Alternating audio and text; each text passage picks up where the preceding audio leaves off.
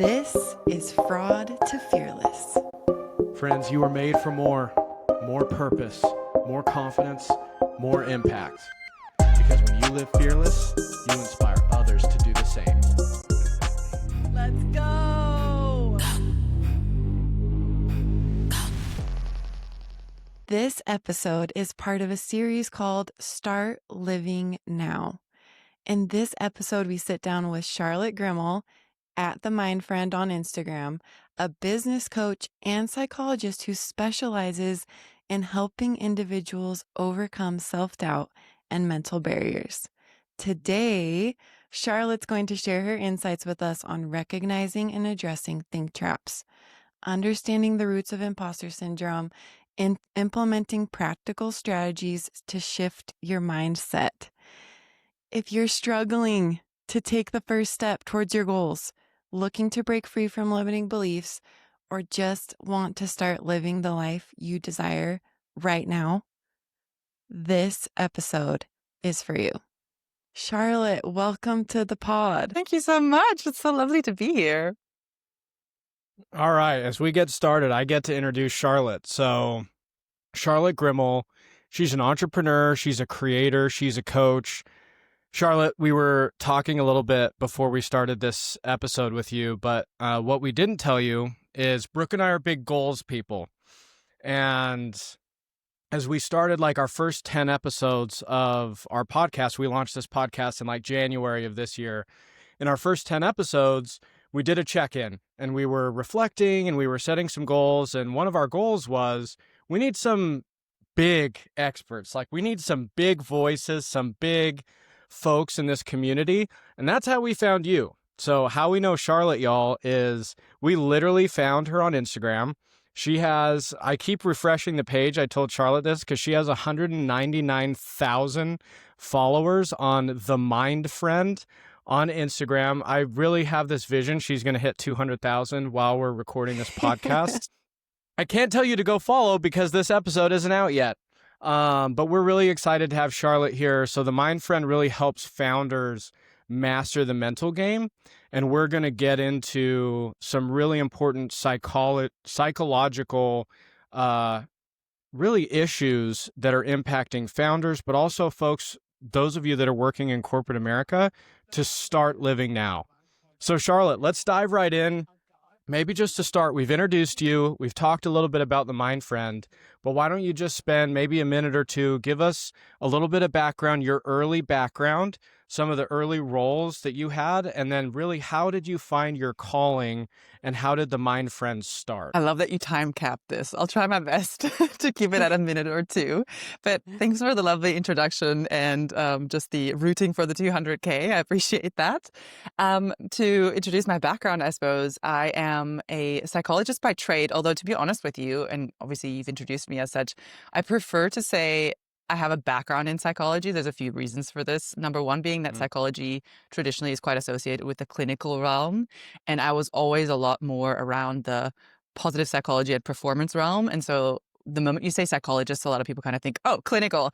And so I try and have learned this and try and steer away from that. But also because the protection of that title is different across the world. And because I work globally, I just want to be very strict and clear around it. Like I'm a psychologist in Switzerland and by other countries' norms or whatever, I might not be. And so it's just kind of like a thing, but I'm happy to go with psychologists saying this just for the sake of saying it. But I'm very much a business/performance coach by choice. And the way I got there is, I feel like people always want the Yahtzee moment or this is the moment I knew or anything like that. But it was very much just by following what I was inclined and intuited to do in some sense. And it's kind of developed from there. Like 5 years ago, I don't think I could have predicted that I'd be sitting here with, 200K on Instagram, fingers crossed, and sort of doing what I do specifically, right? So my background was very much in sort of psychological consulting, meaning team development, psychological safety, stuff like that, organizational psychology. That was the first thing we did. Then there was quite a bit of career coaching, working with unemployed people to get them back into the workforce, outplacement stuff. And then there was a string of HR time. And sort of, I think in and amongst all of that, it was always the coaching element that like interested me the most, or that kind of drew me in the most. And This is why we were drawn to you. I'm like, you, if your roots are from HR and coaching is your passion, I'm like, you are our person. So I that's love it. this already. Yeah. And we're 2 seconds in. I was like, I felt like I was going to hit my time cap soon. No, No. We'll give you Keep 3 going. minutes. We'll give you 3 minutes. Keep going. But yeah, so then I think throughout all of those sort of careers is probably the wrong word, but like job titles, phases of Yeah. my life, there was always that sense of like, the people who are doing so well on paper, but like they're not actually happy. Like whenever you ask them how you doing, they're like, oh, it's fine, I'm fine, you can't complain kind of thing. And I was just like, how come? Like, what is going on with that? Which is also what drew me so much towards the positive psychology space, because that's really what that's all about, is like, how do we bridge that gap? And then I just kind of started developing this idea that like more people needed to know what I knew, or what other, like, again, I'm not special in that way. A lot of psychologists who have studied this know these things. But I just felt like people need to know these things. Like they're using the wrong ways to like get what everybody ultimately wants, which is happiness. And so then that's kind of where it started from. And I'll probably dive into this a little later, because I say it started as if it just like was like an idea and then I executed the next day, which is not how it was. But we'll get into that a little later.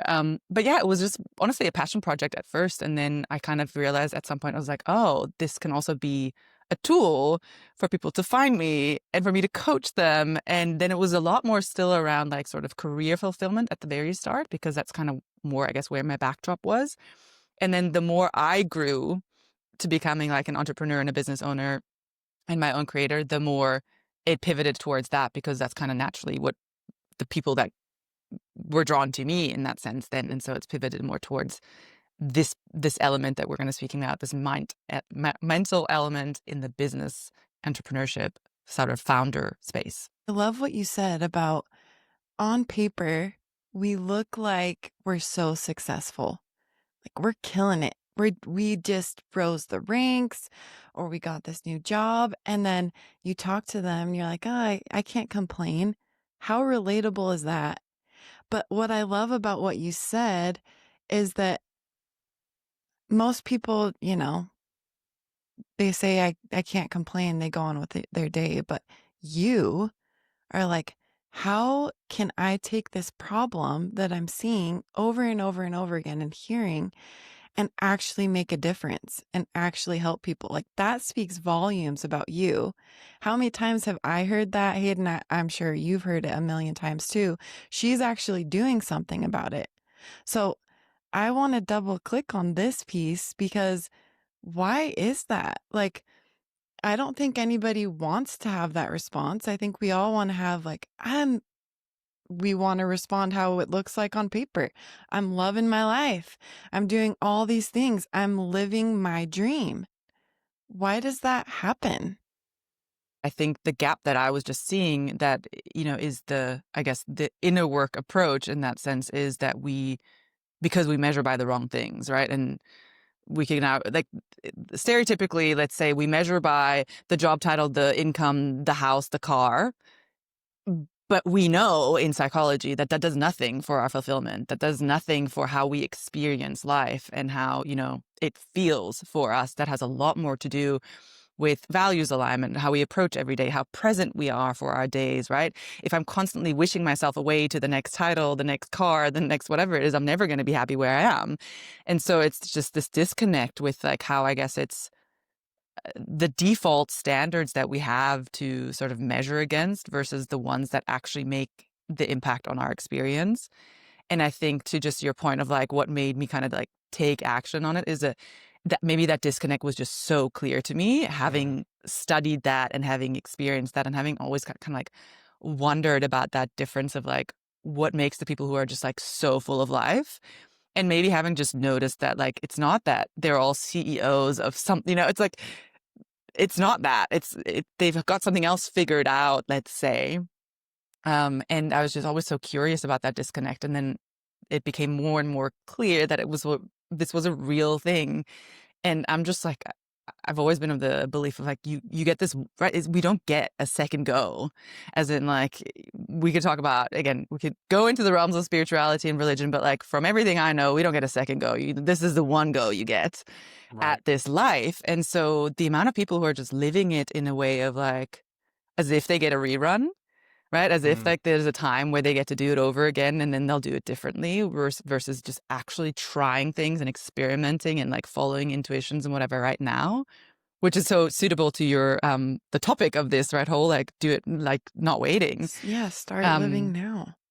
yeah. And so I think that's always just been a curiosity of mine. I was like, how why are people doing this? And I guess then it just kind of culminated in this, okay, now I have this insight and this knowledge of like how to approach this psychologically and what most people are doing. And that's not computing. So let me see if I can't help some people see it from a different angle.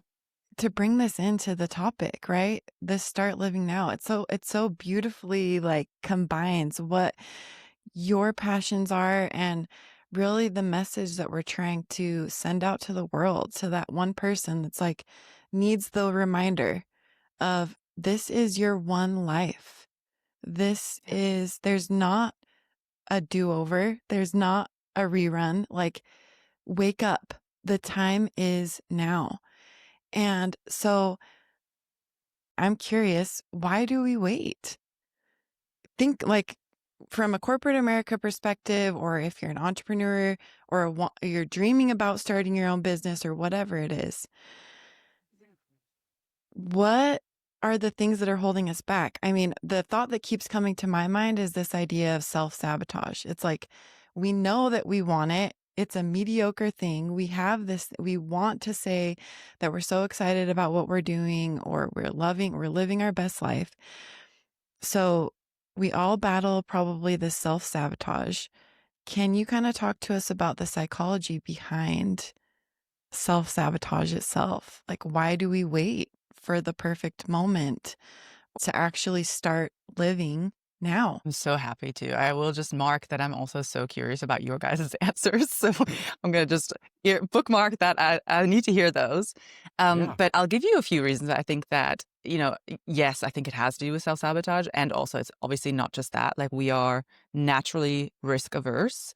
And we are also very often conditioned to believe in the safety and the certainty of a corporate world. And by that, I mean, right, like it seems like the safe thing to do. It seems like, and we've heard that this is conditioning from like generations, right? Like where many people might remember their parents telling them, oh, just get a good, stable job, sort of like, and then you'll be okay no matter what, right? Or this is an industry where there's always going to be demand or whatever it is.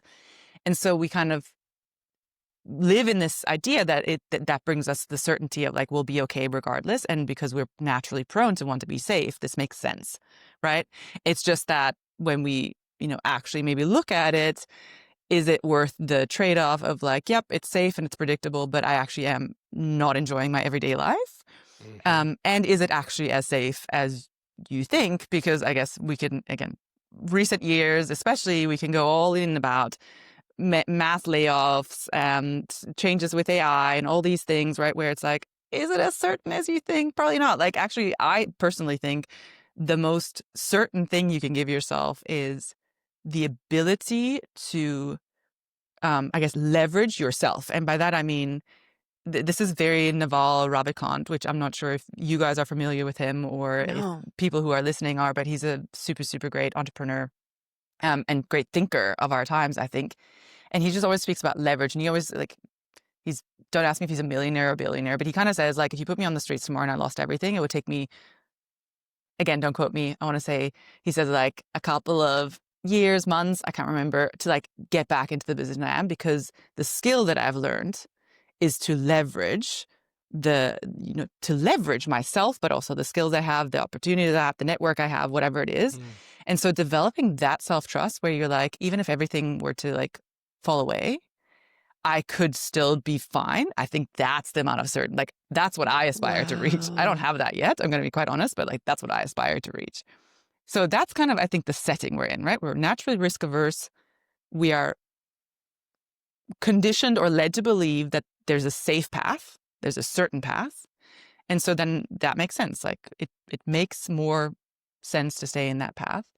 However, even once we've seen that, right? Like, so even once maybe I've experienced a layoff, or I've experienced some kind of thing that makes me think, actually, maybe corporate isn't so great. Maybe I don't want this. And then we're in the space of like, I know I want something different, but I'm not doing it.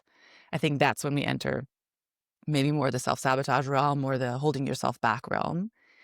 And the short answer to the question then is because, again, waiting feels safer.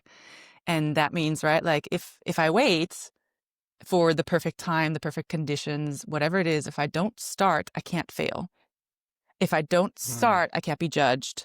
If I don't start, it can't go wrong. I can't be uncertain about it because I haven't even begun the thing. So it's really avoidance of the thing that's just kind of disguised often as a little bit of preparation, like or I just need to like research a bit more, or I just need to do this a little more, or whatever it is. But all it's doing is actually avoiding that discomfort and uncertainty that any move, any new move, any expansion beyond what you already know would bring with it.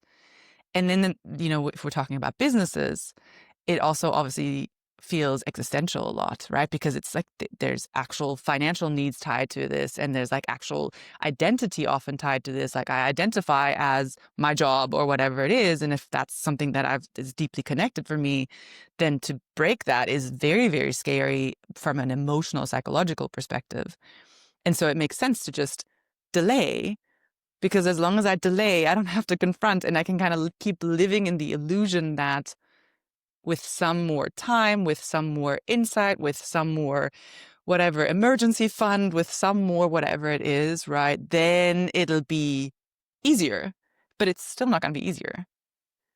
It's, you're still going to be confronted with those internal things. But psychologically speaking, right, from I need to still confront all those fears and all those inner things, it's not going to be easier. Hey, y'all, real quick. Charlotte's pretty cool, huh?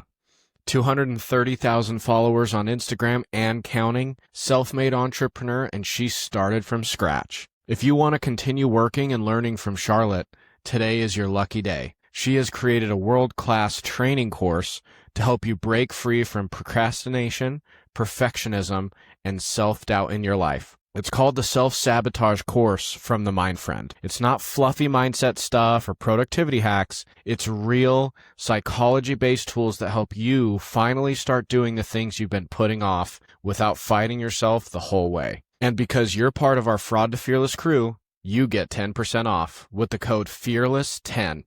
Just use the link in the show notes and start showing up for you today, fearlessly. All right, back to the pod. I feel so... Hayden, I just have to say, I feel so like seen / called out, but like in the most loving way. Also. So if anybody else listening feels that way, lean into it. Yeah, I think, Charlotte, it's fascinating because our mind plays tricks on us when we're delaying the start, because oftentimes there's a current Hayden is not good enough to do X. Start the business, apply for the promotion, blah, blah, blah. But what's interesting is, wouldn't starting be the best path to helping me get better instead of, let me go read 10 books. Let me go, watch some documentary about how to be a great fan. And why not just start?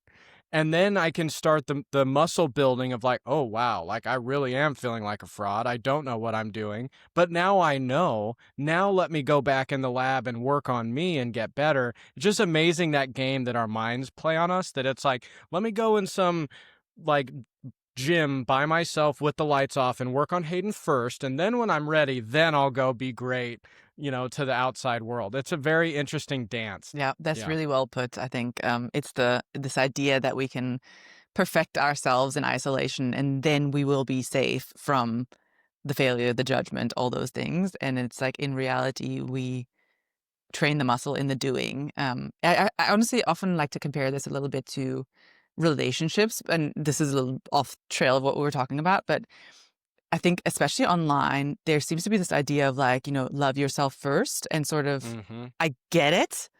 But also like some people take that to mean I need to 100% love myself and have no flaws and like Yes. whatever before I get to go and find my person. When the reality of that will always remain that how you are in a relationship can only be practiced in a relationship, Mm. right? So like this is you're never going to be in a relationship in isolation. Anything that comes up for you in relationship, whether it's that you triggered, whether it's that you don't communicate well, whatever it is, yes, there's some degree of self-loving that you can do and work on yourself. And also at some point, you can only ever practice those things in the actual relationship in exchange with another person. That is the training ground. And I think it's the same for like, I can read business books. I can have a good plan to start, right? I can set myself up for like a runway so I don't have the financial stress. There are tangible things I can do to prepare. But at some point, the only thing that's going to teach me how to be good in business or start a business or have a business or whatever it is to have one, to start one, to build one. At some point, that's the only thing I can do. That's the only training ground that's actually going to give me that expertise. It happens in the doing, and that Yep. is hard. And I love that you tie in these pieces of, hey, there can be legitimate concerns. Like, I have a family that I need to provide for, or this is who I am. Like, I've always seen myself as Brooke, the soccer player, or Brooke, the whatever it is. And so taking that away is earth shattering. It's completely so. I love how you bring up these valid points and yet still understanding it's normal for me to feel this way, but I don't have to continue acting out the next steps to stay in that safety mindset. So Charlotte, you talked about when you started the Mind Friend, you found this vision, you found your calling, and then it's not like, don't get the idea, okay, I just executed the next day. There was a journey. And I imagine some of these things that you just described, you went through personally. And one of the things that Brooke and we love about your social media is just how honest you are. You're just real. You're humble, you're real, you're approachable. Like, I've known you for 35 minutes, but it's just like, you can get to know who Charlotte is by going on your page. But I imagine that was hard. It's hard to like go toe to toe with life and do a post on here and not know if anyone but you and your mom and maybe some friends are going to like it, or like do a podcast and, be real and be vulnerable and authentic. I imagine that evolved. I imagine your first post on the Mind Friend wasn't like, okay, let's tell everyone who Charlotte is. It might have even taken some time for you to show your face behind it. Talk a little bit about that transition for you of how you, one, maybe recognized that you were scared as you started this journey, and then how you overcame that and worked through the fear. Yeah, love. And I think you're absolutely right. It 100% evolved. Like I always like to say to people, like I've had even clients come to me and it's like, oh, I just want to do it like you. And I was like, okay, scroll all the way to the bottom of my page. And even then I'll have to be honest and admit, like there's archived posts, like there's posts that I've archived where they don't even get to the chance to see those, right? Where I'm like, I'll share it with you privately if you want. But like, it's just like, you only get a snapshot of where I'm at now, but now at this point, I've been doing this for 4 years, right? Like I've been sharing content online for 4 years. So it looks different now than it did at the start. Yep. But the first fear was starting to show up in the first place, which is why I made that comment earlier of like having the idea and the execution. There was a large gap. And there was even I want to say maybe in 2019, at the start of 2019 or something, there was a different account that I had started where I was like, maybe not so sure yet how I was going to do it or whatever, but I like started posting and I got crickets and then I stopped after, I don't know if it was 14 posts or like it was just a few posts. And I was like, well, I haven't figured that out or whatever it was, like took that to mean whatever it was. And then I want to say, yeah, maybe a year and a half later. So even look at that time frame, right? Like you can see the fear in the waiting always. And at that point, I wasn't willing to yet address like, oh, what I'm actually afraid of is like nobody cares, nobody, is going to listen, or people are going to judge. And at that point as well, I was so worried about again, I guess the expertise status of being like, I'm a psychologist, but that's also everything needs to be like scientifically validated and researched and like all these things, where I was like putting so much pressure on like every single social media post needs to be a certain way, blah, blah, blah. And I think there was a lot of coming to terms with like, okay, what's the worst that can happen? Which is honestly often the best way to confront a fear. Tim Ferriss does this thing called fear setting, which I think is brilliant, and people should totally look it up if they've never heard about it. It's just like we do a lot of goal setting, but we never do fear setting. And that was something that for me really, I was like, okay, fear setting is like, what's the fear? What's like the absolute worst? Like, what's the most catastrophic thing that could happen? How could you prevent that, or how could you repair that? And I feel like when you do that, you're like, oh, it's not actually that big a deal. Like at that point, the biggest fear was I'm going to waste my time doing something that is going to lead to nothing. And then I was like, well, but I won't waste my time because in any case, I'm going to learn something. And so that was kind of I guess, again, I say process as if it was like, oh, I sat down one evening and did this, but you can see the time frame here, right? Of like even getting to myself to the point of commitment, which at that point, then it was just a commitment where I was like, I'm going to commit to now post. I think at that point it was 5 times a week, which is a lot. And I don't know if I would recommend that to everyone, but I just kind of like was like, okay, I need to commit myself to something, like discipline myself into something and like really give it a good shot kind of thing. And that was the commitment I didn't have in the first go. I was just like, oh, I'm going to like, I wasn't willing to like be with the discomfort of it and like be with the difficulty of it and just lean into discipline. I was like, oh, this sounds fun. Let me just see what happens. And then nothing happened, as in it was, yeah, like my best friend and my mom who liked my post kind of thing. Right. And then I was like, well, clearly I'm really awful at that. It's just like, no, I haven't given myself the real go. So I think that was a huge shift in the showing up part. And then once I was showing up, and there was honestly, I will be honest, like there was a difference in like just also realizing, like I said, it kind of came from a place where at first I was just like, more people need to know this. And not necessarily even at the start. It didn't start from I'm going to do this so that I can build my coaching practice and it's going to be like this whole business thing.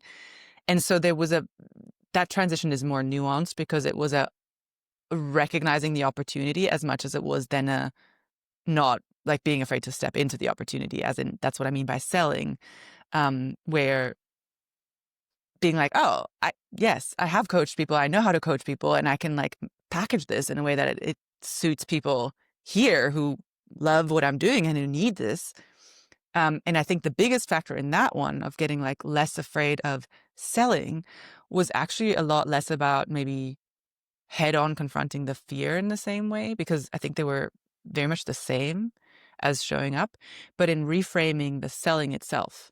So in thinking about selling, I think that we are very much, again, not maybe conditioned, but we're used to thinking of selling as like sleazy, salesy, and like convincing and like pushing someone into something and whatever it is, where the reframes for me were around inviting, opening a door, having a storefront, right? Like if I walk past a store and they have a storefront, that doesn't push me into buying from them. It just makes me aware of what they have. And that, I think, is the level of selling that I kind of came to more internalize, where it's like, well, people need to know that this is an option and it's a service to them to have that option. And if they choose to take it, I'm here.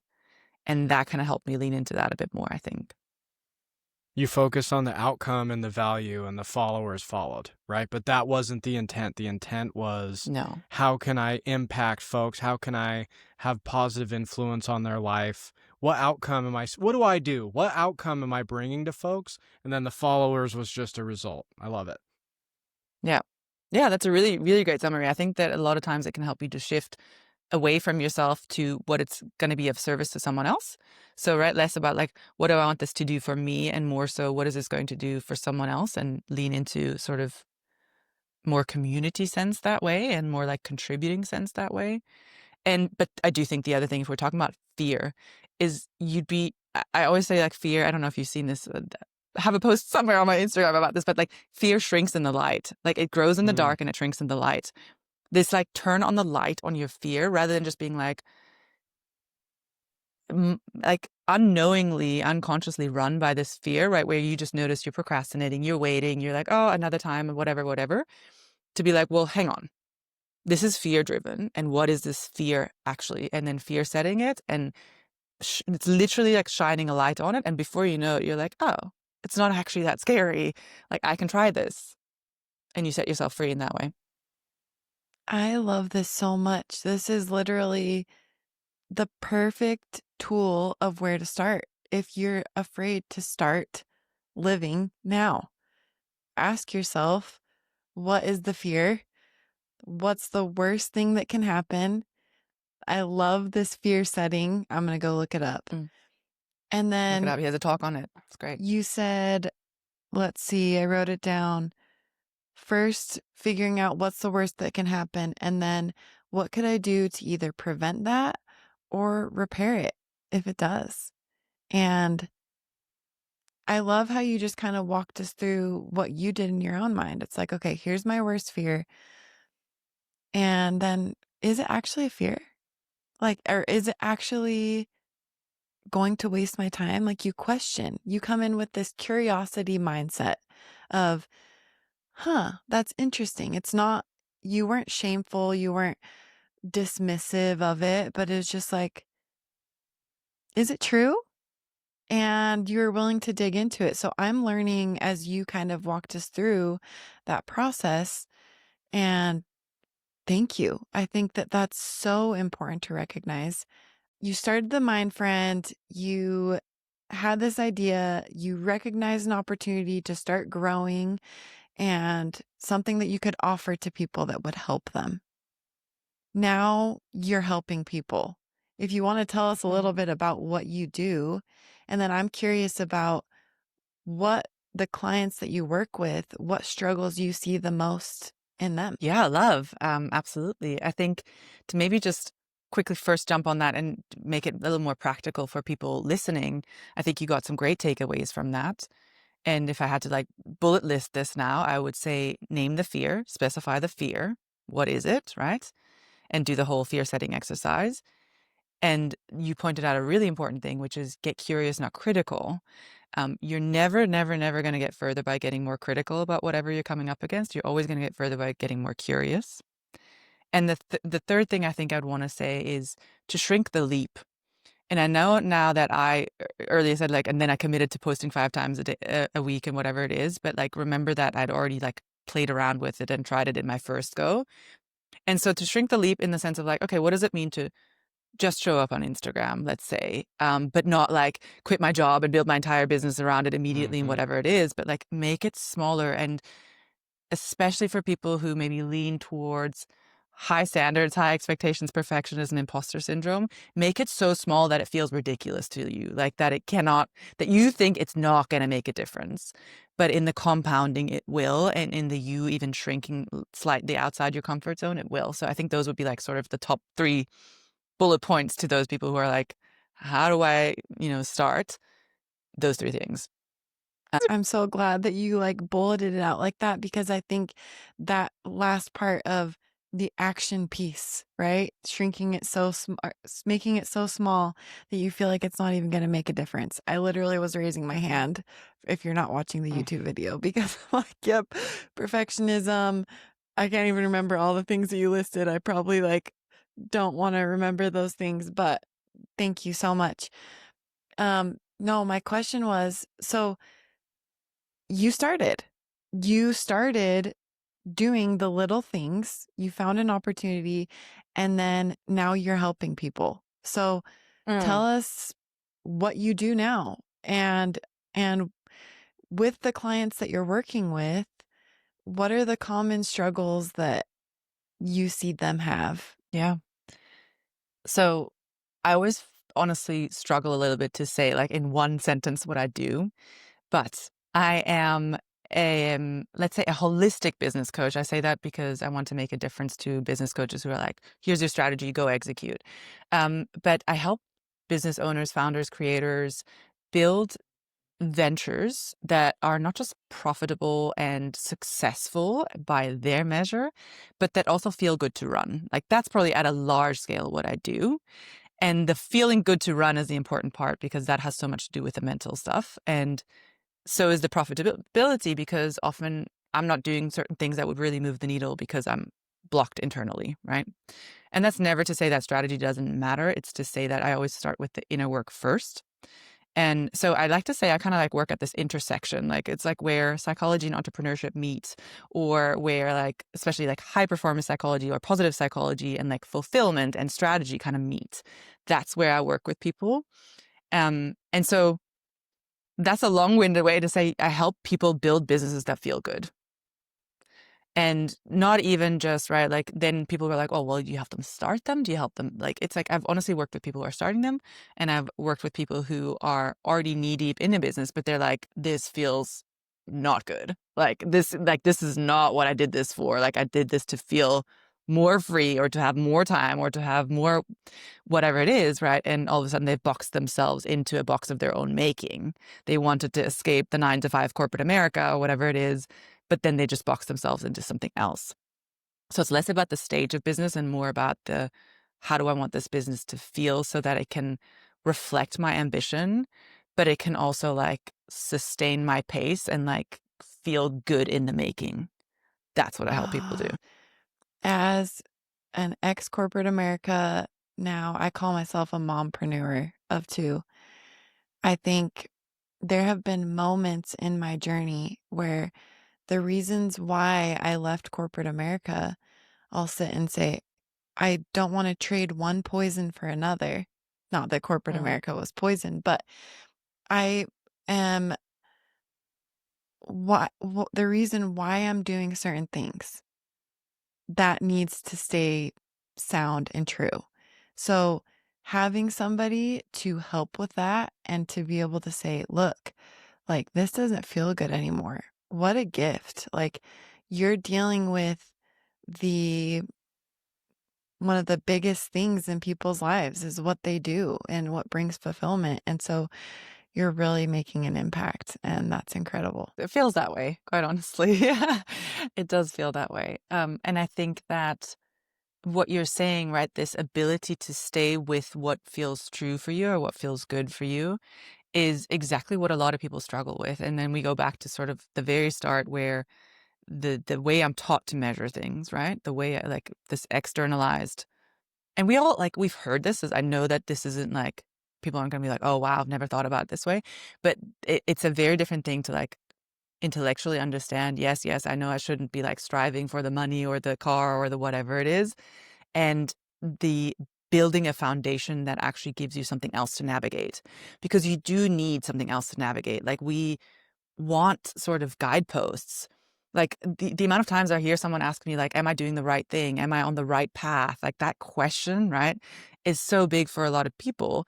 And then the way we can measure it in, let's say, more traditional realms is because I'm making progress. Like I'm getting the promotions, I'm doing the things, I'm earning more. Like it's right, we're getting, it's growing or whatever it is. Mhm. But if I'm doing my own thing, a lot of the guideposts fall away. And so I need to develop an inner system of guideposts. And that is where we need to develop like not just a, oh, yep, these are my values. Like I think kindness and honesty are really important, but like a deep, deep understanding of values, a deep, deep understanding of your strengths and your like natural genius or energy or talent, sort of like where you thrive and energize, because that then has to inform this definition.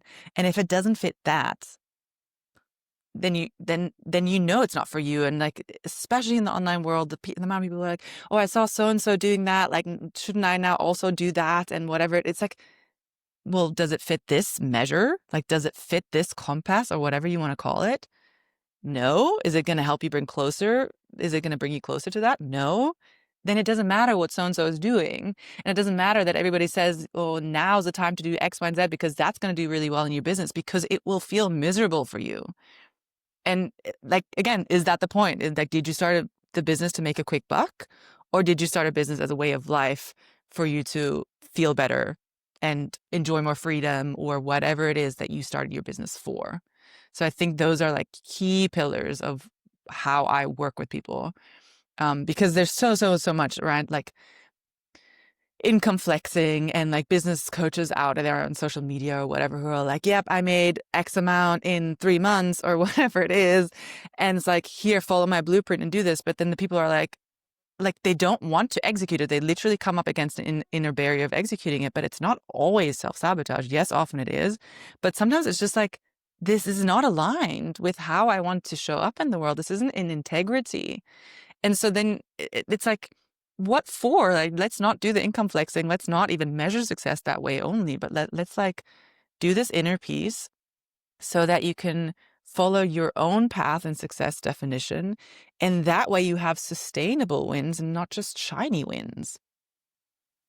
You just like hit a nerve, Brooke. Once you said, Charlotte, that it's like, are you just chasing money or do you have a mission? And like, look, everyone has a code. Everyone needs a code. And Charlotte, our first real episode of the pod, we talk about brand, personal brand, and then how to use that to, if you're building a business, to make sure your brand is evident there, or if you're in corporate America, how can you ensure that your brand is coming to work every day when you're at your 9 to 5? And that's a tough, that almost like conflicting things, right? You're starting a business to make money, but you're also starting a business to make this place better than you found it.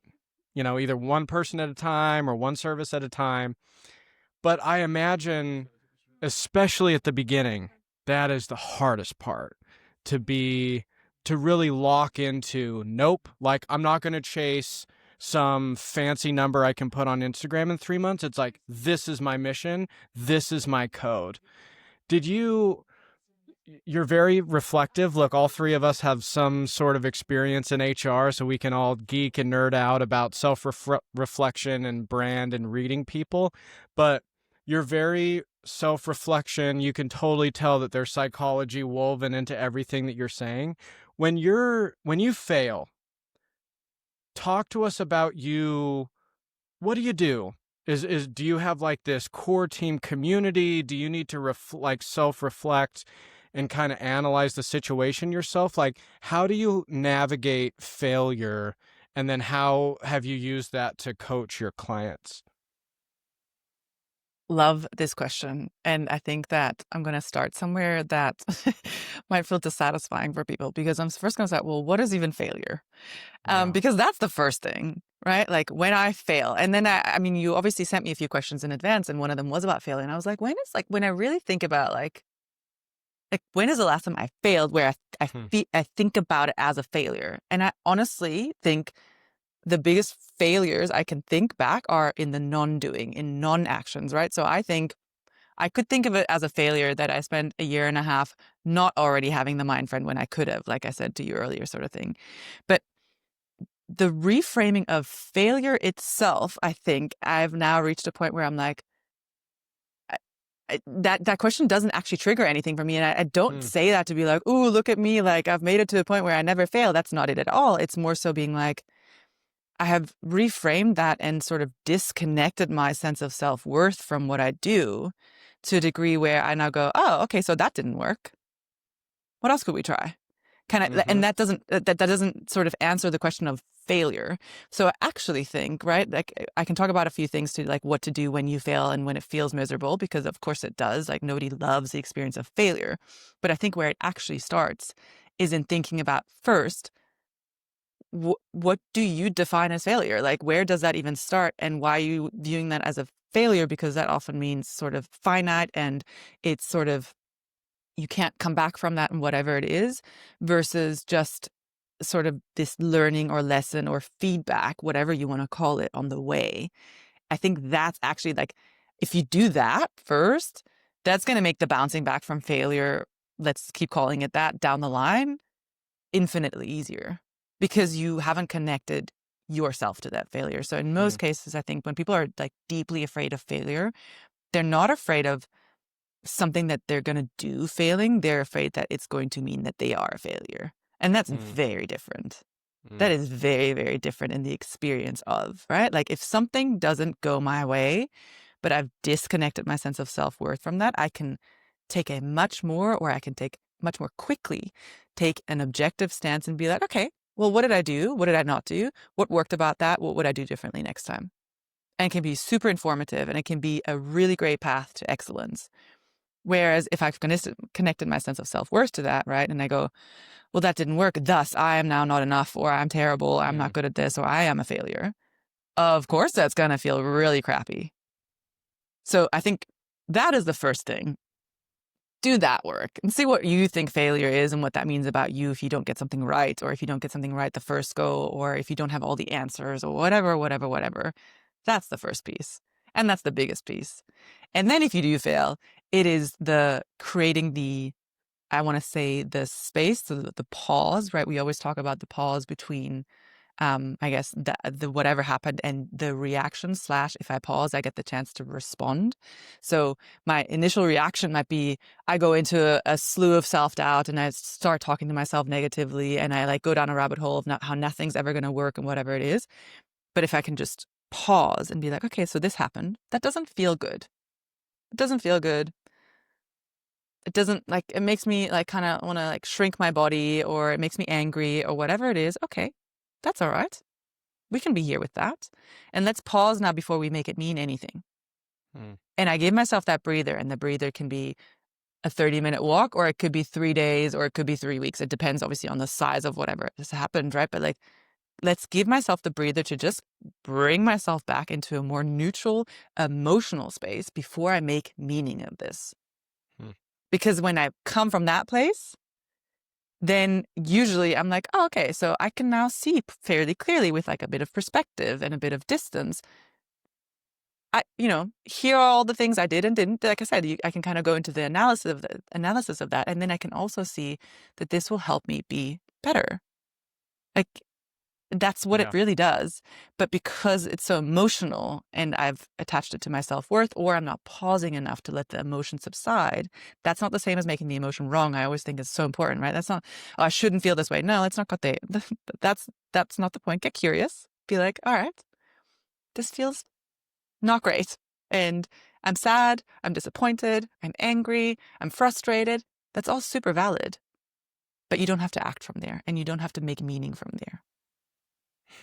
I love that I love that you brought this up, because I'm just thinking of examples even in my business where the first time that I ever launched a course and I had people in the course, and I remember particularly after one of these teaching sessions, I'm sitting there, I get off the call and I'm like, man, that did not turn out. Like, it felt, my mind was like, oh my goodness, I failed. And, fast forward, getting feedback from people, like nobody else thought that. Well, at least that they told me, but I'm sitting there just ruminating. And so I could have, in the moment, feels like a huge failure. And if I was making all of the decisions in that moment, in that emotional space that you just talked about, then I would have said, nope, this is too painful. Like, I'm just not cut out for this. This is the reality. Like, this is true. And I would just convince myself of that. But as you said, and it took me, like, it wasn't like I was reflecting real time and being like, okay, just give myself time. It was more like, okay, X amount of time passed. I finally had the courage to be able to go look back at it, like you said, and say, you know what? Yeah, there was some stuff that I could really work on.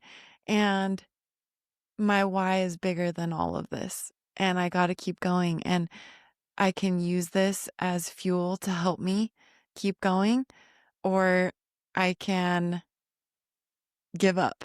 And which one is it going to be? So I love that you just condensed all of that for us in this beautiful package with a bow on top of, you don't have to, maybe you will need to take 3 weeks, and then you can look back at it and say, yeah, I just turned my big L into my 2 L's into a W, but I know someone showed me that before. Isn't that so funny? I'm like, that is so symbolic. It's such a Brooke thing. 2 L's into a W, and you're even doing it I can't even do it. You have to look at the YouTube video. Isn't that crazy? Two losses can become a win, cool. but maybe if it doesn't have to take you 3 weeks, that you can shorten that time frame and say, "Okay, I'm not gonna think about it in this moment, and then I'm gonna come back to it, and it's okay." Mm. You I did? love that you shared that, and I think I'd be so curious. I'd be like, and how much did that teach you? Like, right? Like, how much did that inform the way you did it next time? And that made you better. It's like that's the point, right? It's like you became better for it.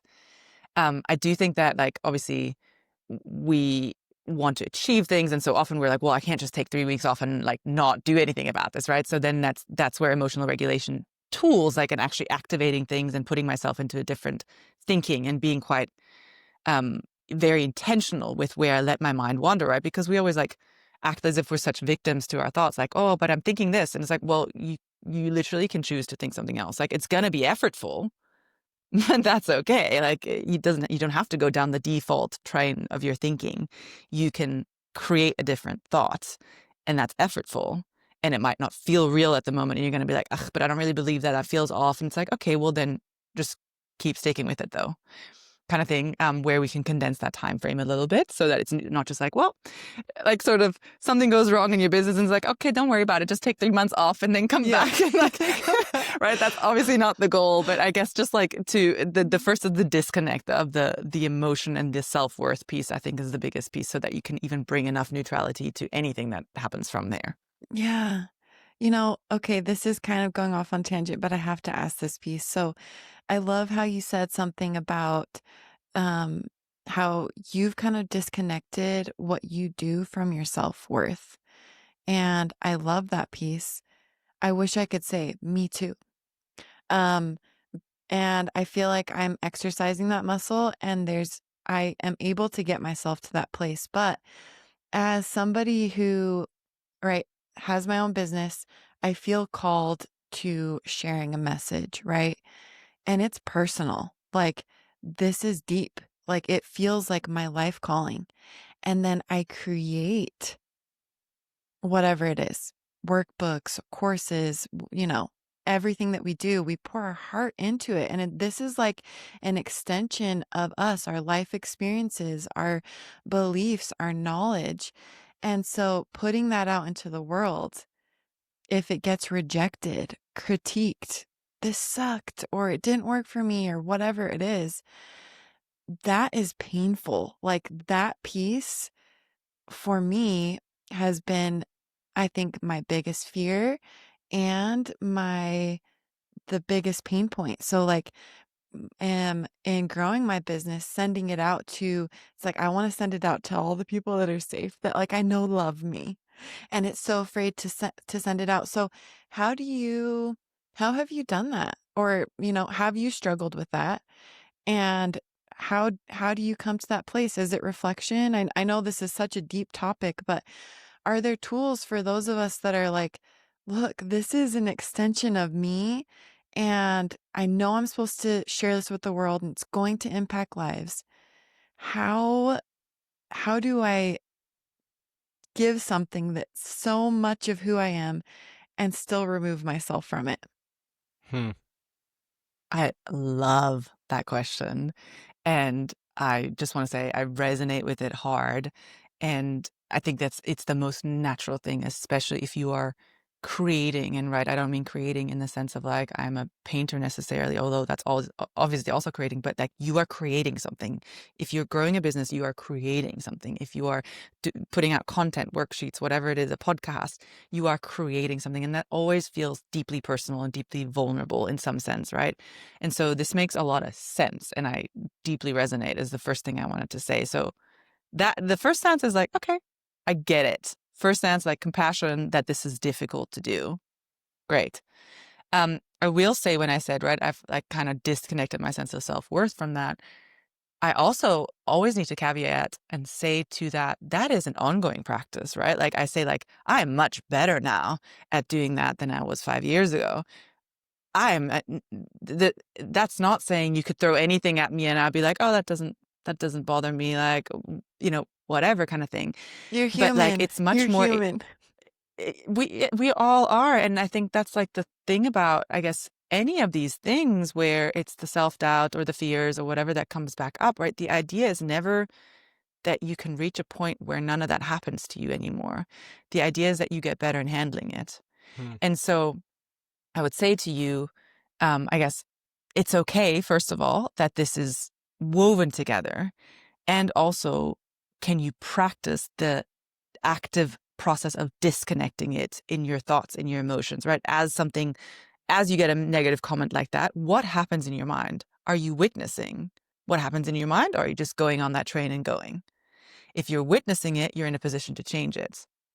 If you're just going on that train and you're whoop down that way, the sooner you can stop that train or get off it, at least you don't even have to stop it, but get off the train, like not be a passenger on that train, the sooner you can get on a different one. So it's this then goes into like more like mindfulness practices and whatever it is, but just this realization of your thoughts are not facts ever, and you get a choice on whether you're jumping on board of that train or not. And the more you practice that muscle, right? Like even just hopping off the train, like something happened, I got a negative comment, and I started thinking all these, and maybe I'm like 2 hours into thinking that I am now a failure, and I can still be like, oh, I jumped on this train.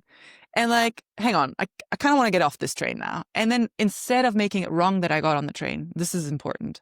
So the first thing that people do when most people, when they feel something negative or when they have negative thoughts about themselves or whatever it is, and then they start witnessing it, as in they actually move up in self-awareness because they start witnessing it. And then the first thing they do is they make it wrong.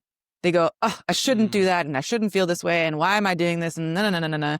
And all they do by that is just add another layer of uncomfortable, negative thought, emotion on top of that. So the very first thing is, again, get curious, not critical. I'm on this train. Oh, this isn't the train I wanted to board. This is the train I'm trying to like get off of, but maybe because this is the route I've practiced all throughout my entire life. It's like a very comfortable route to take. It's a very known, familiar route to take for my brain. And also, I now notice I'm on this train. I don't love that, but I'm not going to shame myself for it. I'm going to get off it. And I'm going to see what's the other train I want to get on instead. And that train could be, I'm actively going to tell myself all the good evidence, all the good comments I've had. I'm going to go back to my success log to see all the things that have gone well in my business. I'm going to hype myself up. I'm going to call my best friend to give me a pep talk. It could be a myriad of things, right? But it starts with, that's the practice really. And then the only thing that happens, I think, as you sort of start doing this more, I'm going to stick with the metaphor, is that you start getting off the train faster and start getting on a different, more useful train to you quicker, or that you actually like get to yourself in some situations in the position of like, I'm on the platform here and I'm only just seeing this train coming in, but I'm not even getting on, and I'm choosing a different train to get on. And then when you do that, when you've done that like a million times over, this is literally, we're talking about rewiring in the brain now, right? Where if I've done it a million times over one way, as in something happens and I go, I'm a failure, I'm awful, I hate myself, whatever it is, and I've done that for 20 years of my life, that's a very easy path to go down, as in it's familiar. So it has to be this active process. And it's okay that it's not I know this now, and now why am I still doing this? And now I'm awful for it. No, just get off the train and board a different train. And the more you board a different train, the more eventually, like years down the line, that train will be the default. And that's what you're trying to get to. But that, that is the work, and the work is ongoing. It's not like you can be like, again, we don't go back into our little blacked out rooms where I can just work on myself and be perfect and be perfectly ready to like embrace business failures or whatever it is. That is the work, and it continues to be the work. You just get better and quicker or whatever it is at getting off the train. Wow. Charlotte, I'm gonna quote you. So in a recent post from the Mind Friend, this is what you said, and it's very powerful and deep. And you just talked a lot about this, but this is it's a great quote and it's a deep topic. So I want to give you an opportunity to add any additional nuggets, and I'll cue you up after I quote it. But the only thing you haven't looked at is the part of you that doesn't believe you deserve what you are working for. You keep setting goals that your subconscious doesn't believe you are allowed to have. You say you want freedom, you say you want a life that feels good, aligned and successful, but somewhere underneath that says, that's for other people. That's not realistic. I don't deserve that, or I'm not enough for that. Wow. I'm sure if you're listening to this and all three of us, as we just heard Charlotte's post, one, go follow the Mind Friend, because this is the type of content that you get. So definitely go follow on Instagram. But that's raw. That's unfiltered. That's raw. That's vulnerable. That's real. That's like, to keep using your metaphor, Charlotte, that's like I get on a train, it's the wrong train. Rather than recognizing I can get on another train, why don't I just stop getting on trains? Because it's like, I don't know if I'm good enough to ride trains. Maybe I'll just walk and just be slow in this life. I don't know. That's the metaphor. But I imagine, so your coaching and tools that you were just talking about are very related to this, right? Where it's like you get on the wrong train, let's evaluate, and hey, let's just get off. We got experience riding the wrong train. That's practical, and for some folks, that's going to be easier than others. And for some, it's going to be a really dark, no, maybe I should stop riding trains. So how do we do that? How do we get to that? Any additional thoughts or guidance you have on, look, the world's really mean and nasty sometimes, and generally we're all mean and nastiest to ourselves. And so something as simple as like getting on the wrong train can be super detrimental and life-changing in a very negative way. So any additional guidance or thoughts you have on this kind of wrong train metaphor? I'm actually trying to see if I can make the wrong train metaphor hold here, but I'm going to step away from it because I think it relates deeply to thoughts we have, right? And thoughts Yep. are the sort of more that they are the part that I can witness as it happens.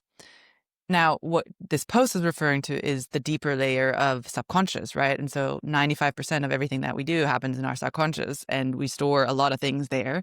And so this might not be something that even if I was witnessing, even if I am observing what thoughts are coming up for me, I might not have those thoughts because they are buried a few levels deeper. That this is where we enter belief system and identity work.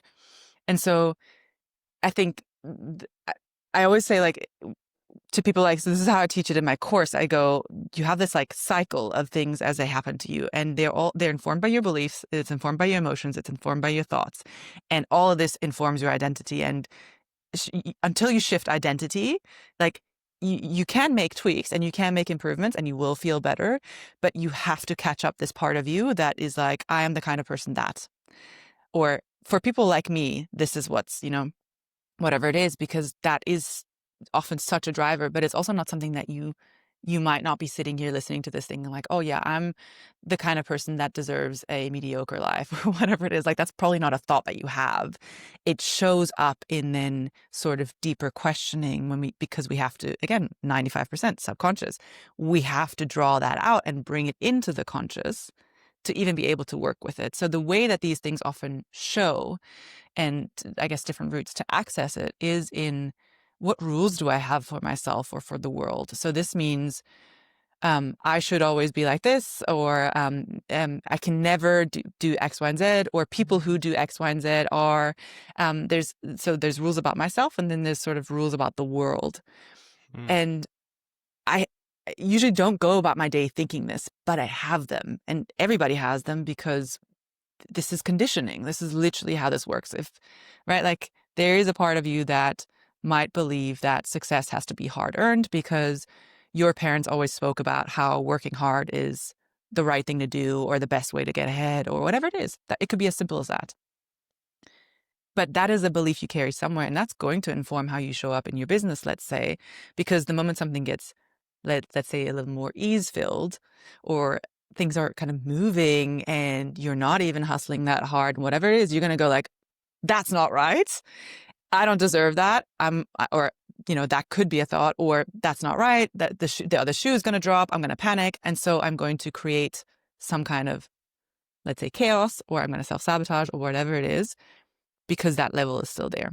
So that's kind of the setting of this, or the different layers, where the train metaphor is more like I can witness. And this level is at the belief level, where it's more like, let's go and extract and see what is there. And what do you believe about yourself or the world? And this is, again, think about rules. What has to always or never be true? What do good people versus bad people do? What is a should in your life? Or like, what should other people do? These things can kind of help you uncover that, because not even just in the first answer, it's like, let's go deeper questioning, right? Like if you land on one answer, it's like, well, and why is that? Like, what happens if they don't do that? Or what happens if you do that? To go deeper and deeper and deeper. And eventually you arrive somewhere. And I guess where that post was informed of is oftentimes where you arrive is one of the deepest fears actually that people have. And that's often, I'm not enough, or I won't be loved.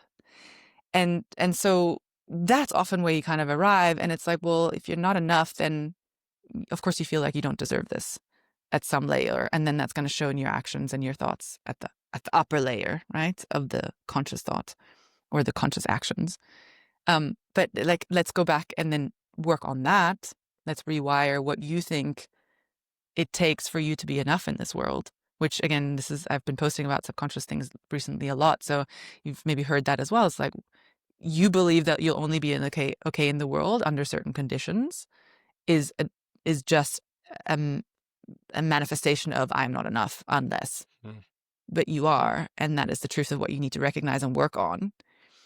And then sort of the surface level thoughts, beliefs, and whatever, the surface level thoughts, emotions, behaviors, can kind of better fall in line with that. And if I'm only ever working on those more surface level things and I'm not addressing that, I often like to use the iceberg model because, again, coming from the corporate world, I think it's a very, like, we understand the concept of the iceberg model.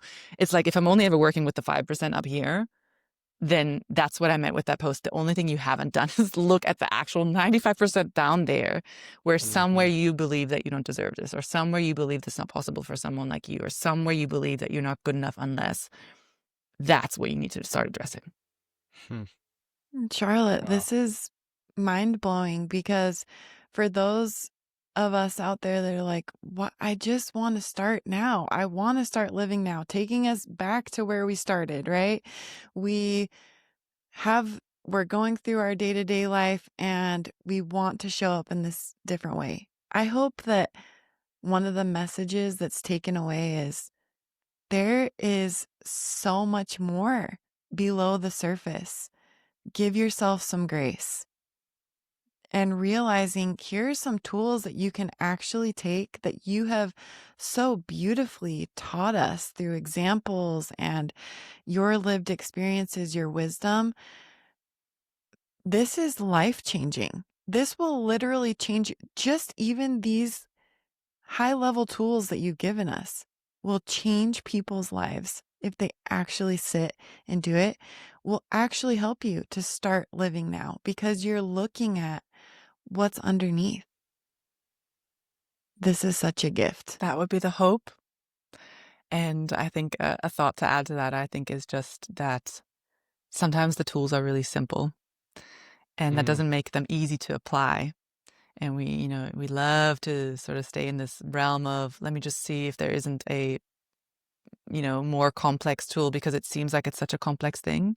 But the complexity is in the application of the simple things. That is the thing, right? Like, it's not that there's a once I learn this magical way of meditation or whatever it is, then I'll be cured kind of thing. It's a do the simple things, like give yourself grace, practice the separation of yourself, practice the pause, be a witness, be curious. You can do so much with those things already, because you're not constantly beating yourself up or sort of adding more frustration and more pressure to the mix. You are putting yourself in a position where you can actually change something. And I guess to go to, my Instagram handle, the Mind Friend, like, the whole idea is, if you're more friendly with it, you are in a much better position to change it. And so I think if the only thing that people take away is like the curious or the friendliness of, like, rather than like be like, why am I like this, and get so like angry at myself, pause and get curious and friendly, because you will be able to achieve so much more change that way.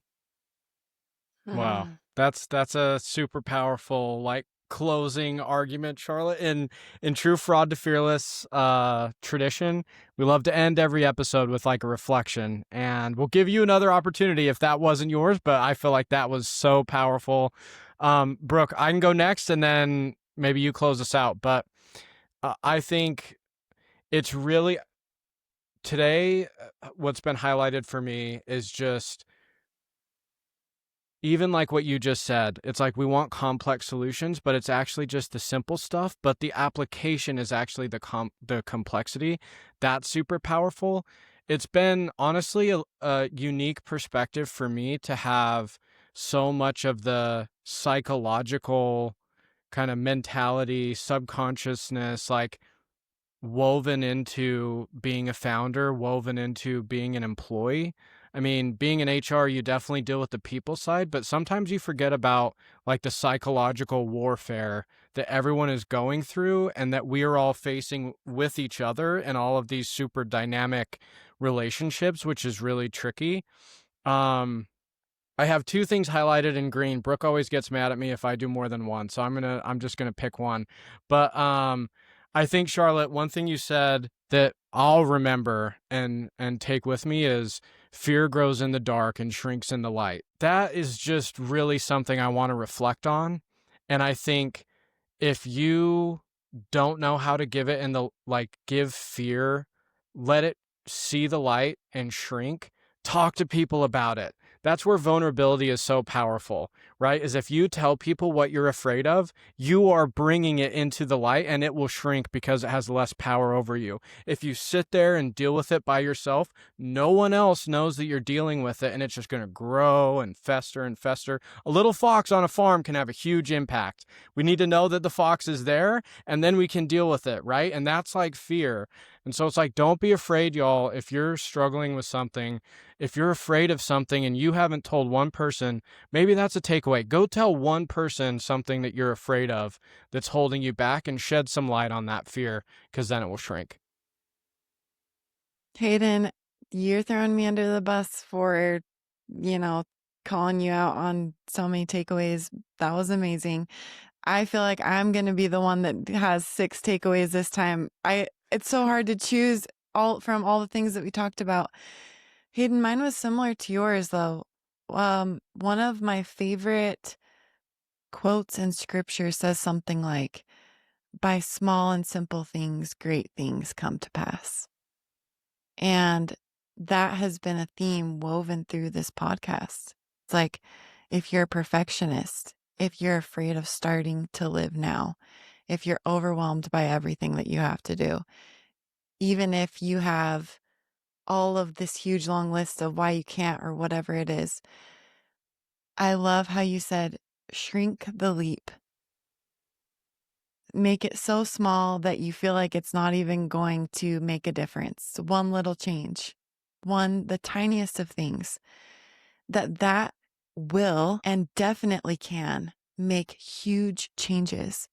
Any one of these tools that you've given us. So I love this fear setting that you taught me. I'm excited to look it up, and the subconscious rules that change our life. I'm honored to know you and learn from you today, Charlotte. Thank you so much. I'm so thankful for this conversation. It was such a delight. And I did have one more thought, if I may. Yeah, please. Because you mentioned the podcast name again, Fraud to Fearless. And I was reminded of, I guess, just imposter syndrome and self-doubt probably being a main thing that a lot of your listeners struggle with. And I guess I just wanted to share something that I think I can relate to this deeply because I've experienced it and continue to, by the way, right? Because it never goes away. But something that really made it click for me that I think might be valuable to share as a last little snippet or takeaway, which is that it's a feature, not a bug. So kind of like to really reframe imposter syndrome as like, it's this thing that happens, or self-doubt.